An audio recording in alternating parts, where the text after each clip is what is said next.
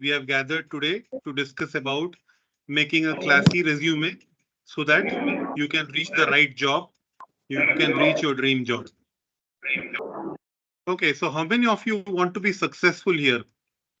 You can raise your hand. I can see 6 people who want to be successful. Only 6 people have raised their hands. Now it's 8. Now it's 9. Now I'm going to give you one case, one question. Assuming that a company approaches your campus and says there are 2 vacancies in their organization and there are 100 applicants, there are 100 candidates who are going to apply for this. How do you think the company is going to shortlist people? So do you know the average time spent by a recruiter on a resume?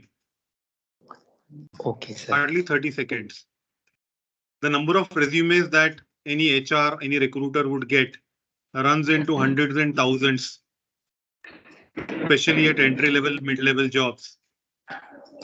At senior level, the number of resumes would be lesser, but at entry level and mid level, the number of resumes is huge. You post an ad and you get thousands of applications. So which means that the recruiter may not be spending too much time having a look at every line in your resume. Hardly 30 seconds, maximum maybe a minute. So if they find something very interesting, they will read, else it goes to the dustbin, the trash. So what does it mean? What should you be doing to ensure, for that example, 2 vacancies, 100 applications? What should you be doing then? First of all, you should get shortlisted for the interview, isn't it? Yes, sir. So this is what we are going to talk about now. How do you stand out from the crowd? Just look at all these examples here. What can you see? They are quite different, sir. Correct. In each of these pictures, there is one image which is different. Rest all look similar, which Yes, means sir. that if you have to be selected from hundreds of people, you have to be unique. You have to stand out. You have to be different. You have to look different. And the recruiter should be able to identify you in the first instance so that you get shortlisted. Then comes the interview. That is different. That is a different stage altogether. Unless your resume makes an impact on the recruiter, you will never reach the interview table. Okay, so the objective of a resume is not to get you a job. We are mistaken. Many times we assume that a great resume is going to get us a great job. Sorry, a great resume will get you an interview call. And then it depends on how you perform in the interview to reach the job, get that job offer, right? So let's see now, how do we make the resume unique and strong? Think of yourself as a brand. Think of yourself as a product. And think of your resume as your marketing collateral, your brochure, your pamphlet. There are so many shops, there are so many companies, there are so many brands which advertise, which print so much of stationery, so much of posters, isn't it? Leaflets. Each one trying to grab your attention, grab your eyeballs. This is exactly what you should also be doing with your resume. That's your collateral. That's the real estate space that you have with you to make an impact on the recruiter. So whatever content you're going to put on the resume is going to matter a lot. And which portion of the resume? Okay, so every space in the resume is super critical, and how you position your content within that space is going to make a lot of difference. Even if you have the same kind of marks, even if you have the same kind of backgrounds, the way you position yourself will be the deciding factor. So identify, introspect, do a SWOT analysis of what are your weaknesses, what is your purpose, what are your strengths, and what are your values, and what kind of job are you applying for? What's your objective? What do you really want to do in the next 5 years? Don't worry about next 20 years. Just think about next 3 years to 5 years. So we will discuss about how to create the brand you with your resume which is your best marketing collateral that you have in hand. Okay, let's take a step backward and discuss. We keep coming across these terms: resume, CV, profile, biodata. What are the differences between these terms? We use it so interchangeably. Anyone wants to try? What is a resume? What is a CV? What is a profile and a biodata? Sir, everything is similar, sir. Everything has become similar. The original purpose of each of these was different. But even today, profile is different from a resume. We use it Uh, very interchangeably, but a profile is not a resume. Well, let's come to it one by one. So a curriculum vitae, that is CV, is more of a Latin word which was used mainly for academic purposes. So people in research, people in teaching professions, they generally used the word CV, which listed out their academic backgrounds, their accomplishments, their publications in journals. So all that was recorded in a CV. A resume is more from a French origin, the word resumer, and generally used widely started using in North America and nowadays used in corporate circles as resume only. So we don't use the word CV, although sometimes, but resume is more commonly used. And then we have something called a biodata, which is very old fashioned. It is the short form for biographical data used during the industrial era to capture data of workers, laborers, workers working in factories. What is their height? What is their weight? What is their complexion? And all that was recorded in a biodata. We were using this term even in the 80s and 90s when applying for white collar jobs in corporates. But more or less, the word has become very obsolete now. So the most commonly used word is resume, although CV is also used sometimes, and profile is wrongly used, I would say. A profile is used mainly for positioning a leadership person about his background, about what he has done in the past, uh, any extraordinary accomplishments, not listing out his jobs and job responsibilities. So profile is used for a completely different purpose. So as I said earlier, when you write your resume, think of yourself as a product. Be very authentic. Don't try to copy formats. Don't try to copy it from anybody else. Write your own stuff. If required, get it edited by someone who knows maybe the language better. Be consistent and provide value. So when I say provide value, write stuff that will make the recruiter think about how you can add value to the organization. They will step back and read about what you have written. But if it is general stuff, very generic stuff, then people will just ignore it. I had a chance to read many of the objectives. So objective has to be very, very clear. It should not be copied from anywhere else. So some tips that will help you define your objectives and define how you should write your resume. So what is your goal? So think about your goal first of all. When I say goal, don't think about very long. Uh, just to give you a idea, people explore careers even till the age of 30, 35. So when your parents, when your relatives, when your neighbors expect you to decide your career at the age of 18 and 20, I think you should just take it with a pinch of salt. There's no such pressure to decide a career at the age of 20. People explore careers right from the age of 18 till 35. And then after 35, they really identify their true calling and start settling down in that role. So if you're confused about your career, it's perfectly fine. No worries at all. But at least try to have a goal for next 2 to 3 years. So if that is clear in mind, then you'll be able to draft your resume better. Who's your target audience? Your target audience is the first level recruiter. And in fact, even before that, we have an application tracking system. So when you send out your resume, it is not directly read by a recruiter. It goes through a software which picks up the right keywords. So if your keywords in the resume match with the keywords that they want to see, then your resume would be auto shortlisted for human consumption. So then the recruiter will get into picture and have a look at your resume. But if your resume does not have those keywords, the chances are that the application tracking system will reject it outright.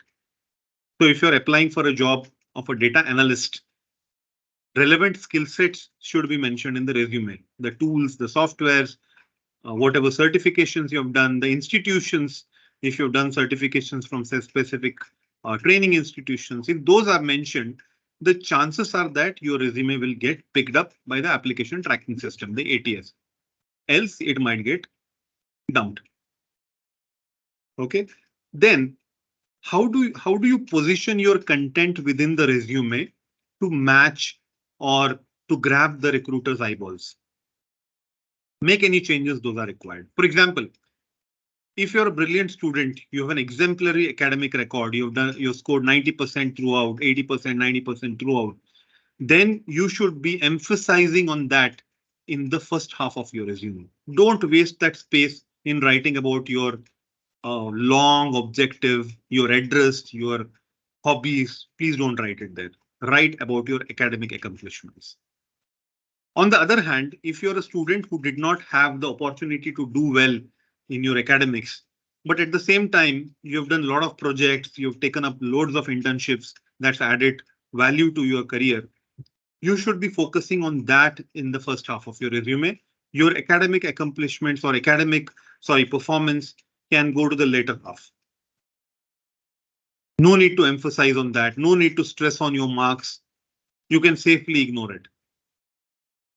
Okay, because you have to make a great impression on the recruiter. Put your best foot forward. So play on your strengths. Take feedback from people. Uh, Go to some expert. Go to your faculty. Go to people who are working in the corporate sector. Take feedback from them about your resume. Make changes if required. So we will discuss each of these in detail. This is what I just spoke about.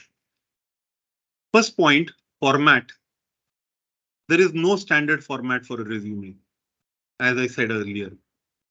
So please ignore all those formats that are circulating in your WhatsApp groups. Long ago, the neighborhood Xerox shop used to have those formats and they used to give it out to students and job seekers. So right now, everything is on WhatsApp University. But ignore those formats. Edit it as per your requirement. Right? Second, flow. Flow of the resume should be clear. What should come in the first half? What should come in the middle portion of the resume? And what should be in the towards the end? I was seeing some of your resumes. I noticed hobbies mentioned. Dancing, singing, badminton. So these hobbies are great. But unless you have done some considerable achievement in these hobbies, played at state level, city level, national level, these are safely ignored. So no point wasting real estate on your resume, writing about your bathroom singing hobby. I would suggest please dump it. Remove it from your resume. It's a waste of space. Get your objectives right. Don't copy it from the internet. Don't use ChatGPT to define your objective. Think from your heart what you really want to do in the next 1 to 2 years. Based on that, you prepare your objective. If you don't have a clear objective, please don't write the objective. It's okay. At entry level, even if you don't write an objective, it's fine. Nobody is going to penalize you for not writing an objective. Fourth, fifth, and sixth, I've already told you about. Best foot forward. Emphasize on the pluses, your plus points, your strengths, and de-emphasize on the minus. Whatever is not convenient to you, you don't have to mention it. If you've got a second class in class 10, you don't have to mention it in the top part of your resume. In fact, you don't even have to mention your marks unless asked for. Same goes for references. We write references at the end, not required unless asked for it. So as I said, your resume should be only 1 page, maximum 2 pages if you have a lot of stuff as freshers.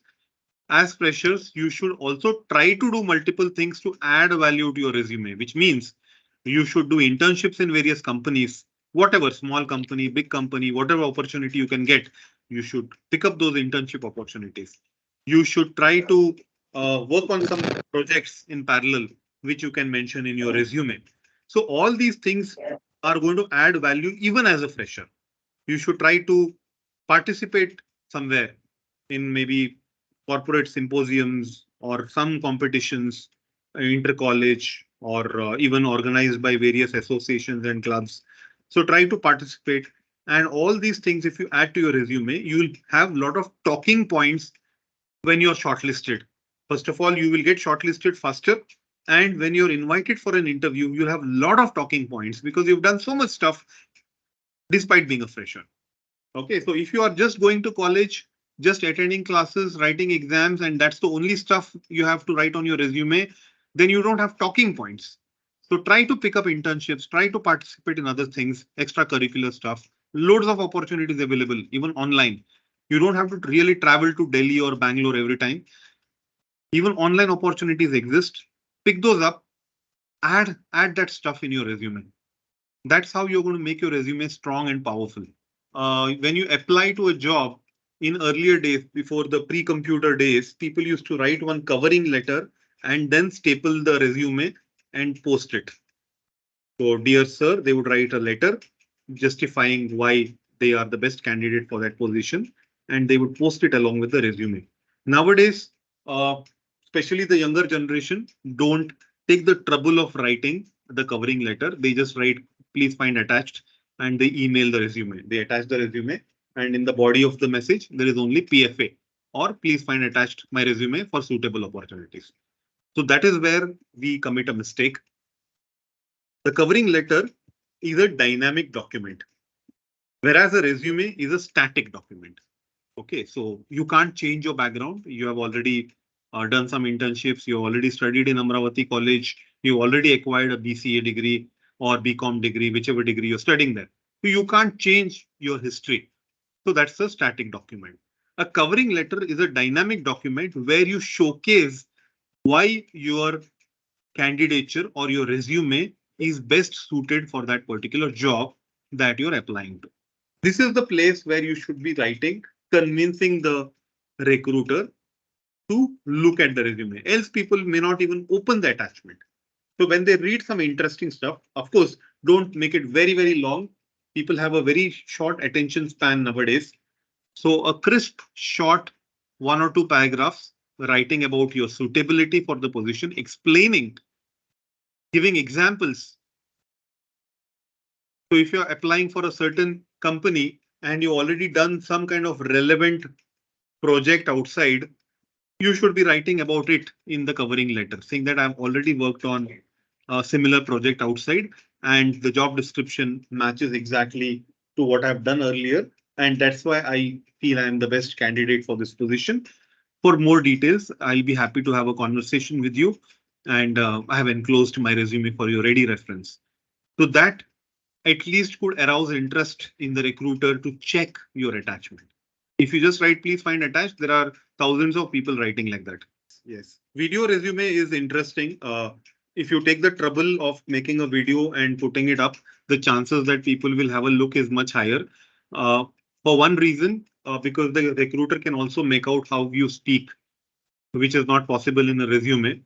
So if you can attach your video resume when you're sending an email, or if you're uploading your resume on job portals like Naukri.com or LinkedIn or somewhere, if there's a possibility to attach a video resume, that's always welcome. In fact, all people are not uploading video resumes. So if you are doing it, you will stand out from the crowd. Sir, what about the portfolio? Portfolio, yes, if you are in a design kind of a background, animation, designing, graphic designing, visual effects. So in all those places, your portfolio can add tremendous value. If you're in IT technical side, you can mention about your projects that you worked on, if you're worked on either as a freelancer or internship, something like that, provided you're allowed to do. Some companies are very strict not to disclose projects.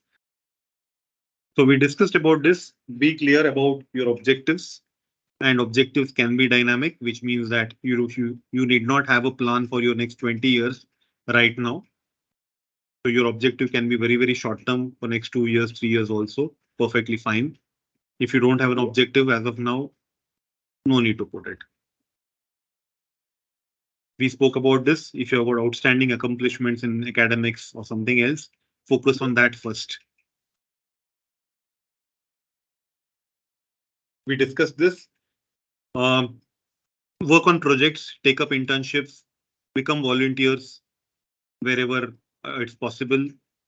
Start your own website, start blogging, or take up any such projects that can add value so that you can mention this in your resume.